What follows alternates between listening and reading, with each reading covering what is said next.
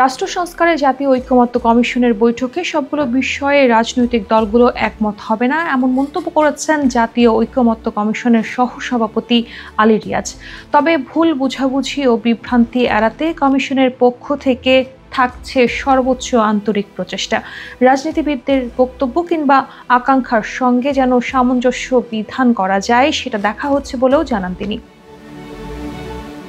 ৭ জুলাই কমিশনের সঙ্গে রাজনৈতিক দলগুলোর দ্বিতীয় পর্যায়ের ১০ম দিনের আলোচনার সূচনায় আলী রিয়াজ এসব কথা বলেন। জাতীয় সাংবিধানিক কমিশনের প্রস্তাবে কিছু দলের আপত্তির পর সংশোধিত সংস্করণ উপস্থাপন করেছে ঐকমত্য কমিশন। একইভাবে ৪টি প্রদেশ গঠনের প্রস্তাবও দলগুলোর দ্বিমত থাকার আলোচনার বাইরে রাখা হয়েছে। মূলনীতির জায়গায় বহুত্ববাদ শব্দ নিয়ে বিতর্ক থাকায় সংশোধিত সংস্করণে তা বাদ দেওয়া হয়েছে।